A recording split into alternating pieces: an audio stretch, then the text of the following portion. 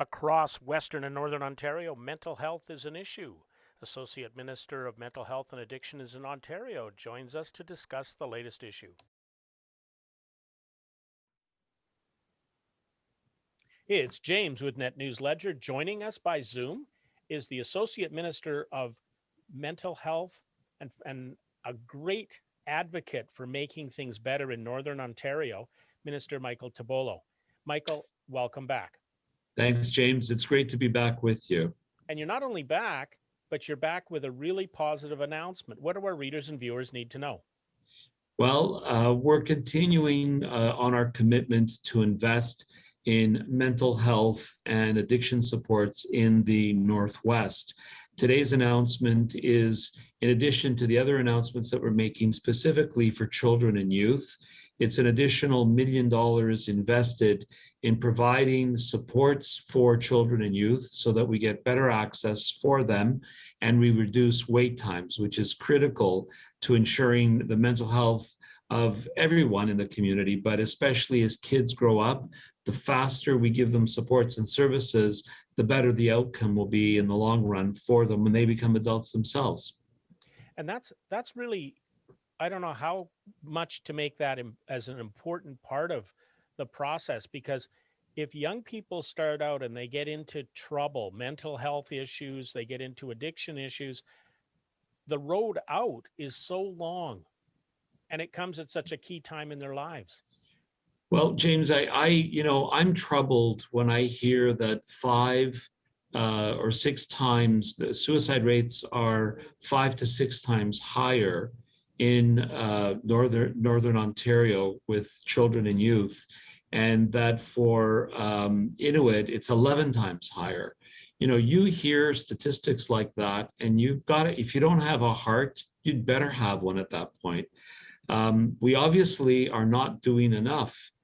Past governments have not done enough, because to have that kind of issue on the radar and not be investing the kind of dollars that we're investing with, you know, the $1.5 million the last time we spoke, hiring 6 psychiatrists, the additional $1 million that's being put now to further develop the continuum of care for children and youth, you know, developing the coaches and the support services that we talked about, the services through Firefly, all the different things that we're doing are all directed and focused on ensuring that the supports that are available to other people in other parts of the province are available in the Northwest. It's long overdue. And our government recognized that and the right of every citizen of this province to be given the opportunities to have those supports as close as possible to home. And to me, again, I've visited many of the communities, you know, from Thunder Bay to Red Rock to Fort William to Pekanjikam to Sandy Lake, and I have more that I want to see as well, because every time I go to one of these places, it breaks my heart to see how little support they've gotten in the past. And I want to stay focused on ensuring that that continuum of care is there, because if we help the youth, if we help one youth stay healthy and focused, that youth will bring inspiration to others and will help other people as well, because then you start that caring and that compassion again. And, you know, you hear about things, you know, the situation that we heard about in BC, you know, the pain, the anguish that's reopened, the wounds that's reopened across Canada. Here in the province of Ontario, with, you know, the poor 215 souls that were discovered, you know, buried with just, to me, it's incomprehensible how something like that happens, and the impact that's had on all the Indigenous communities, actually on all of us, because all of us feel the same way. It's wrong what happened, and, you know, to right that wrong, we've got to do more to build and help build that resiliency. So that's what these investments are about. They were planned before we found out about the 215 young souls that were lost, but we need to do more. And our government and our premier is focused on ensuring that happens. And that's what I'm here to do.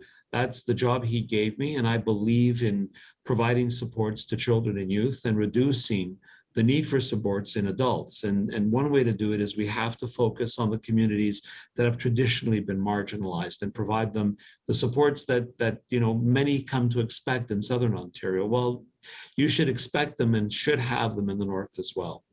I think it comes down to deciding that if you're a citizen of Ontario, just full stop. Services.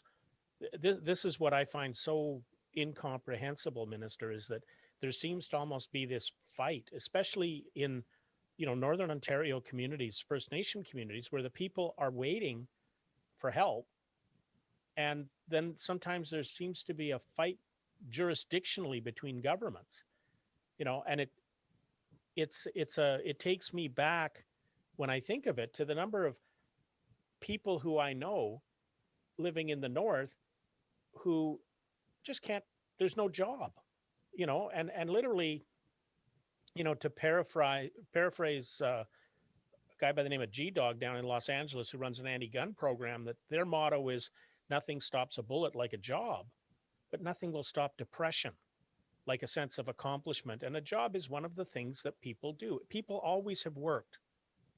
And, we've got people who are to a point of, there's, what is there to do? And so, they fall into the despair of mental health issues, and off we go. Yeah, look, I and I agree with you wholeheartedly on that. I visited Wiconicom, I guess it would have been about a year ago now, where they cut the ribbon to a new factory that was being opened to produce PPE for sale to the world. And it was a joint venture between the First Nations community there and a company that came onto the First Nations territory. They rented a building from the First Nations territory in an industrial park. And I drove down that road and I remember smiling because there were about 6 buildings that had been built that were all businesses that were being opened jointly or by Indigenous individuals that were looking to bring jobs to the community. Come forward, they were training in Vaughan. So I went to visit the 20 young people that were here from the community, from Wiki, and I sat with them and I said, what does it mean for you to have a job in your community? It means that I don't have to leave home. It means that I can buy a house. It means that I can keep my traditions alive. It means, and the list of the things that it meant, never mind the fact that, you're going to earn $1. It had to do with the pride, with the self-respect that comes from having something to do, the pride of owning a home, of being able to keep the traditions, the customs and traditions of the community by being able to continue living in the community. These are the things that should be inspiring all of us to do more, not less. These are the things, if we want to talk about reconciliation, these are the things we should be doing.